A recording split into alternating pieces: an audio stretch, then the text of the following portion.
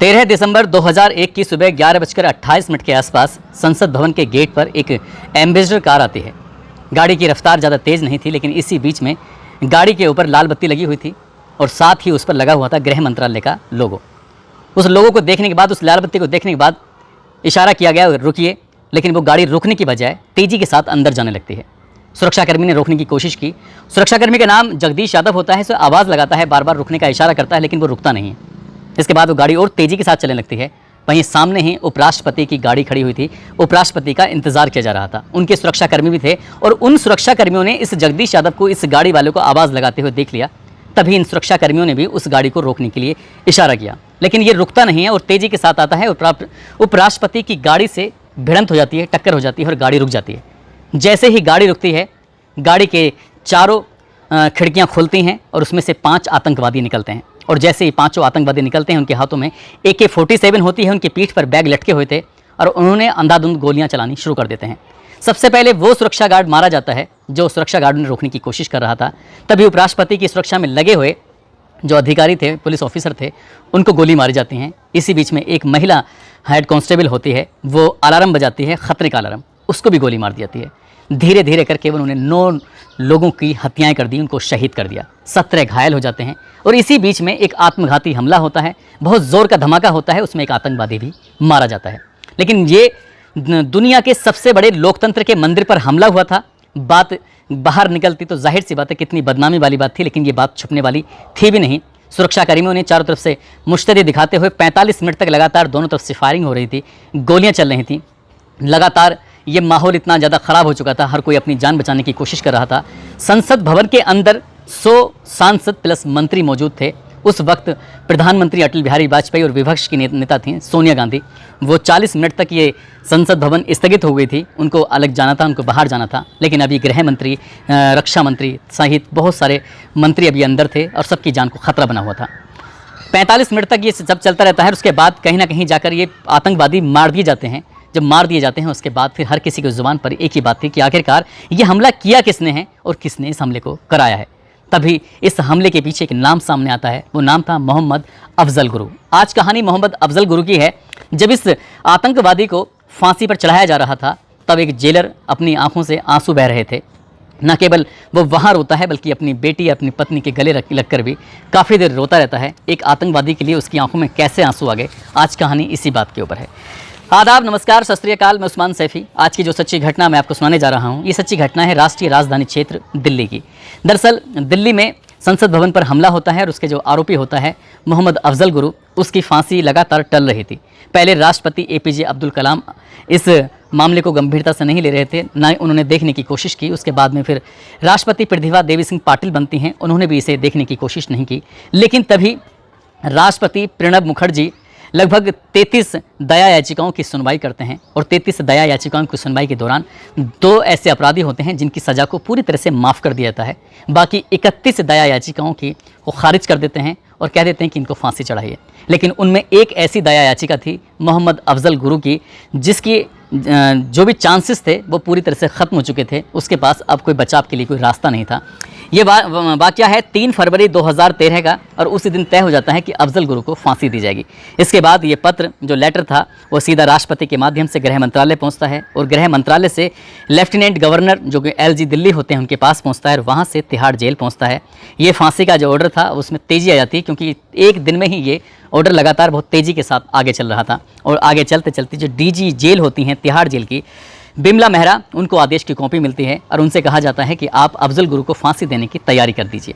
अब अफजल गुरु को फांसी देने की तैयारी करने का मामला था। जेलर सुनील गुप्ता को इस फांसी का इंचार्ज बनाया गया था, उन्हें पूरी तैयारी करनी थी। 3 फरवरी को उन्हें आदेश मिल जाता है और उसके बाद फिर आदेश मिलने के बाद ये लगातार इसमें आगे की कार्रवाई चलना शुरू हो जाती है कि आखिरकार इसको कब फांसी दी जाएगी, कैसे दी जाएगी। दरअसल जब फांसी दी जाती है तब एक डेथ वारंट होता है, उस पर सिग्नेचर किए जाते हैं और डेथ वारंट वहाँ होता है जहाँ निचली यानी कि लोअर अदालत जो होती है, लोअर कोर्ट जो होता है, जहाँ पर फांसी की सज़ा सुनाई जाती है। वहाँ पर जाते हैं वो जज के पास और जज के पास जाने के बाद उनसे कहते हैं कि ऐसे राष्ट्रपति ने इनकी फांसी की सज़ा को खारिज कर दिया है, फांसी देनी ही है, अब आप तारीख मुकर्रर कर दीजिए।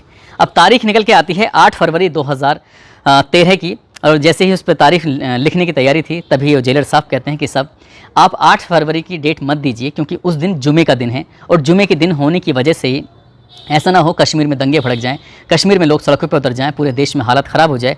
और वैसे भी अफजल गुरु को लेकर इस मामले की अभी किसी को कानो कान खबर नहीं है। राष्ट्रपति से लेकर बहुत ही चुनिंदा लोग हैं जो इस बारे में जानते हैं कि अफजल गुरु को फांसी दी जानी है। तब ये जज साहब ये बात सुनते हैं, और सुनने के बाद उन्हें लगता है कि बात तो सही कह रहे हैं, इसलिए उन्होंने 8 फरवरी की जगह 9 फरवरी की डेट मुकर्रर कर दी और समय रखा गया उसका 8 बजे फांसी दी जाएगी। 9 तारीख का ये वाक़या था और उसके लिए तैयारी शुरू हो जाती हैं।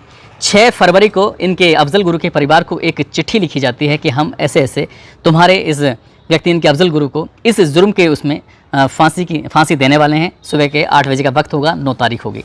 ये लेटर वहाँ जाता जरूर है, लेकिन समय पर पहुँच नहीं पाता, इसलिए घर वालों को पता नहीं चल पाता, क्योंकि अभी स्पीड पोस्ट को निकले हुए शायद देर हुई थी, इसलिए देरी से वहाँ पर मिला था। अब 7 तारीख को ये एक मीटिंग की जाती है। होम सेक्रेटरी, साथ ही डीजी तिहाड़ जेल जो बिमला मेहरा होती हैं, साथ ही जो जेलर होते हैं, वो ये एक बातचीत करते हैं, मीटिंग करते हैं कि कैसे कैसे फांसी दी जाएगी, आपकी तरफ से क्या तैयारी है, उसको लेकर एक मीटिंग की जाती है। मीटिंग करने के बाद यहाँ से सीधा ये वापस तिहाड़ जेल आते हैं, और यहाँ आने के बाद जहाँ पर फांसी दी जानी थी, जहाँ फांसी की कोठी थी, उस फांसी की कोठी तिहाड़ जेल के नंबर 3 में थी।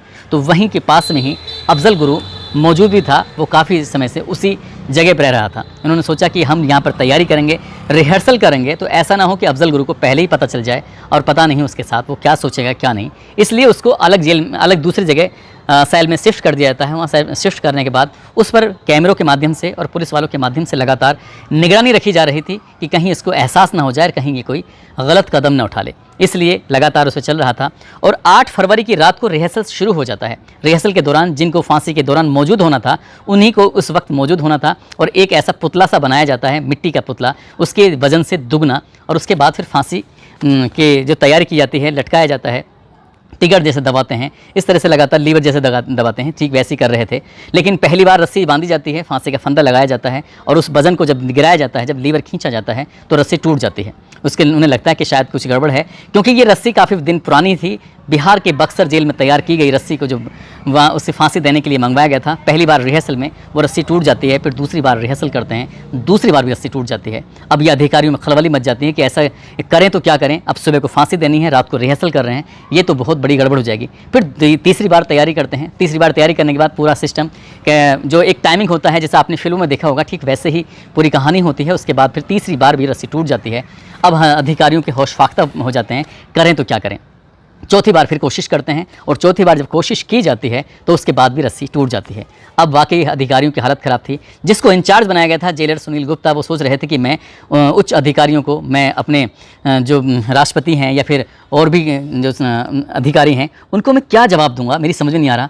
यहाँ पर ये थर थर से कांपने लगते हैं, परेशान होने लगते हैं, जबकि इन्होंने अपने 35 साल के करियर में 8 ऐसे आतंकवादियों को, ऐसे अपराधियों को, चाहे वो रंगा बिल्ला हों, चाहे वो इंदिरा गांधी के हत्यारे हों, ऐसे ऐसे 8 अपराधियों को फांसी पर चढ़वा चुके थे। उनकी आंखों के सामने ये हो चुका था। लेकिन अफजल गुरु की लिए जो कोशिश कर रहे थे, उसमें लगातार रस्सियाँ टूट रही थी, तो इन्हें बड़ा अफसोस हो रहा था, चिंता हो रही थी, करेंगे तो कैसे करेंगे। फिर आखिरकार जब 5वीं बार कोशिश की जाती है, तो 5वीं बार वो रस्सी नहीं टूटती है, तब इनकी जान में जान आती है। और उसके बाद फिर ये पूरी तैयारी करके अब यहाँ से इंतज़ार कर रहे थे दिन निकलने का। अब जैसे ही दिन निकलता है, ये अकेले पहुंचते हैं। सुनील गुप्ता इनके जेलर साहब, उसमें जिस बैरक के अंदर ये अफजल गुरु बंद होता है, और अफजल गुरु को जगाने से पहले ही वो जागा हुआ था, बैठा हुआ था। और जैसे ही बहुत सुबह सुबह अफजल गुरु ये सुनील गुप्ता को देखता है, जेलर साहब को देखता है। जेलर साहब को देखते ही वो कहता है कि अच्छा, आज हमारी फांसी का दिन तय हो चुका है क्या। जैसे ही ये बात जेलर साहब सुनते हैं, तो जेलर साहब को बड़ा आश्चर्य होता है। वो कहते हैं कि तुम्हें कैसे पता, तुम्हें कैसे मतलब इस बात का इल्म हुआ। उन्होंने कहा कि साहब, अभी तक तो इतने सालों में हुआ नहीं है कि मुझे वहाँ से निकाल के अलग दूसरी सेल में शिफ्ट कर दिया गया है। पूरी रात मुझ पर निगरानी रखी गई है, तो मुझे बिल्कुल ऐसा अंदाज़ा हो चुका था कि आज शायद मेरा दिन आखिरी दिन है, अंतिम दिन है। जब ये जेलर साहब ने ये बात सुनी, तो उन्हें बड़ा एकदम झटका लगा, क्योंकि वो एक ऐसा ऑर्डर लेके गए थे कि हम तुम्हें आज फांसी के फंदे पर चढ़ाने वाले हैं, ये बताने के लिए गए थे, लेकिन उसको पहले से ही अंदाज़ा हो चुका था। तभी वो कहते हैं कि अब चाय पियोगे, तो अफजल गुरु कहता है कि हाँ, मैं चाय ज़रूर पीऊँगा। चाय आती है, चाय बनने के बाद और चाय पी जाती है, और चाय जब पी जा रही थी, तो अफजल गुरु के साथ और भी अधिकारी मौके पर मौजूद होते हैं। जब मौके पर मौजूद थे, तो यहाँ पर चाय पीने के बाद तभी ये कहता है कि साहब, मैं आतंकवादी नहीं हूँ, और मैंने कोई ऐसा गलत काम नहीं किया है। जिसे मुझे आतंकवादी बना दिया गया है। मैंने आज तक सच का साथ दिया है, मैंने ईमानदारी की लड़ाई लड़ी है, भ्रष्टाचार के खिलाफ लड़ाई लड़ी है। वो कहते हैं कि ये सब बताने से अब क्या फ़ायदा, अब कुछ देर बाद तो तुम्हें फांसी होने वाली है। उसने कहा कि साहब मैं आखिरी बार अपनी मन की बात, अपनी दिल की बात करना चाहता हूँ। तभी पूछते हैं कि तुम अपने परिवार को कुछ संदेश देना चाहते हो तो बताओ। तो परिवार को संदेश दिया जाता है, उसमें कहा जाता है कि अल्लाह ने जो मेरा एक वक्त था मुकर्रर कर दिया है, अब शायद मुझे जाना ही होगा, मैं जा रहा हूँ, तुम परेशान मत होना, बेटे को अच्छे से पढ़ाना लिखाना, उसे कामयाब इंसान बनाना, लेकिन मेरी मौत का बिल्कुल अफसोस मत करना। साथ ही कहे ये लोगों को मैसेज देना कि कोई इस बात पर कोई बवाल ना करे। उर्दू में लिखा हुआ पत्र ये दिया जाता है। और तभी एक और शर्त रखी जाती है कि जेलर साहब, जब मुझे फांसी पर चढ़ाया जाए तो मैं तुम्हारी आंखों में आंखें डालकर देखना चाहता हूँ, तुम्हें मैं महसूस करना चाहता हूँ। जेलर साहब पहले से ही उसकी बातों को सुनकर थोड़ा सा भावुक से हो चुके थे, उनकी आंखों में कुछ आंसू थे, इमोशनल होने को थे।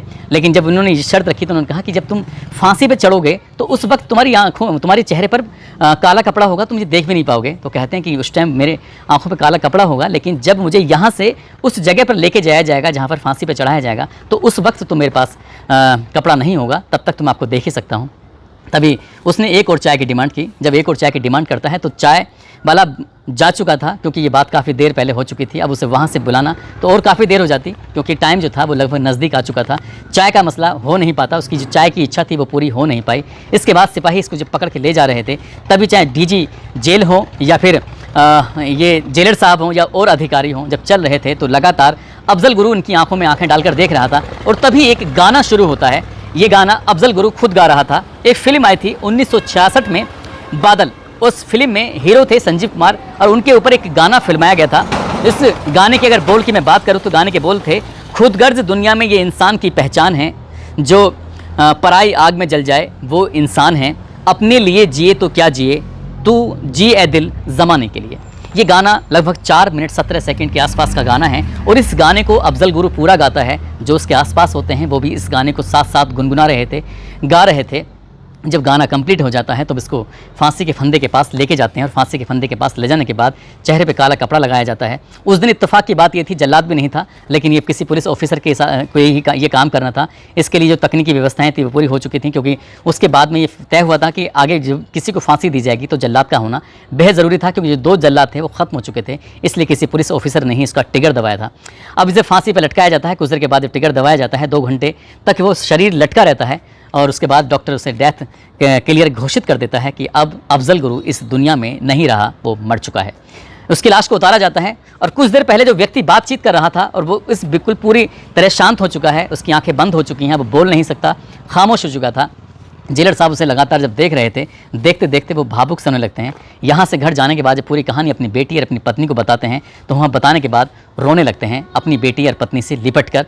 जब रोने लगते हैं, वो गाना जो गाया गया था उस गाने को बार बार वो यूट्यूब के माध्यम से सुन रहे थे, कई बार भावुक हो जाते हैं। तब उन्होंने एक जब रिटायर होते हैं, रिटायरमेंट के बाद उन्होंने एक किताब लिखी थी, 8 फांसियों का उसमें जिक्र किया गया है। 8वीं फांसी जो थी अफजल गुरु की, उसका भी जिक्र किया गया है, जिसका नाम ब्लैक बारंट के नाम से उसकी किताब लिखी है। और उस किताब में जब इस कहानी का हवाला दिया गया तो लोगों को बड़ा ऐसा लगा कि अफजल गुरु के बारे में अब अभी हाल ही में एक टीवी उस पर यूट्यूब पर उनका एक इंटरव्यू चल रहा है, उस इंटरव्यू काफ़ी वायरल हो रहा है। उसमें जब उन्होंने ये कहानी फिर से दोहराई, फिर से बताई, तो लोगों को ऐसा लगा कि अफजल गुरु का महिमा मंडन करने की कोई ज़रूरत नहीं थी। लेकिन थोड़ा सा हम इस अफजल गुरु के बारे में बताने की कोशिश करेंगे। तो वो कश्मीर के सोपोर का रहने वाला था और वहीं से उसने हाई स्कूल की शिक्षा प्राप्त की, उसके बाद इंटर किया, साथ ही उसने फिर MBBS भी किया।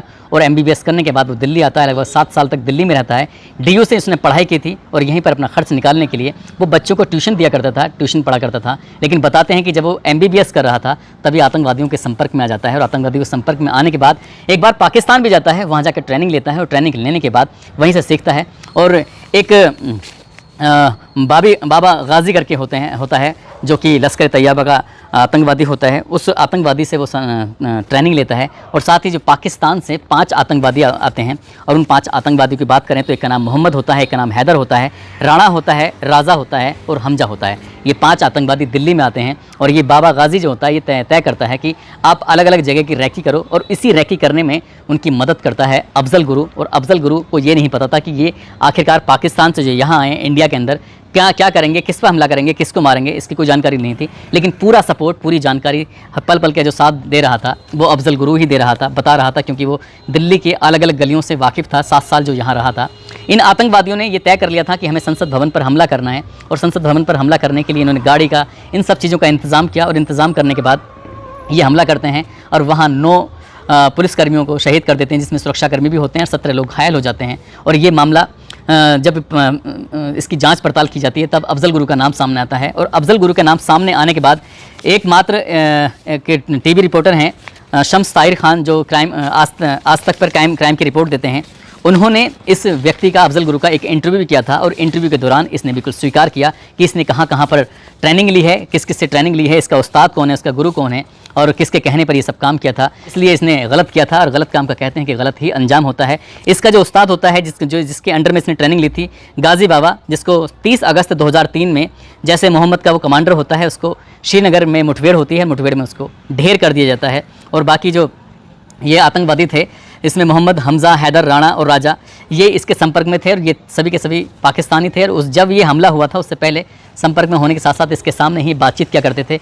इसने उनको कश्मीर से दिल्ली तक पहुंचाया था, और जब इसका खुलासा होता है तो उसके बाद फिर फांसी चढ़ा दिया जाता है। दोस्तों, इस पूरे घटनाक्रम को सुनाने का उद्देश्य किसी को परेशान करना नहीं है, किसी का दिल दुखाना नहीं है, बल्कि आपको जागरूक करना है, आपको सचेत करना है, और बताना है कि बुरे काम का बुरा नतीजा होता है, बुरा अंजाम होता है, वो चाहे कोई कितना भी पढ़ा लिखा हो, कितना ही कुछ भी हो। दोस्तों, अपना ख्याल रखें, सुरक्षित रहें। जय हिंद, जय भारत।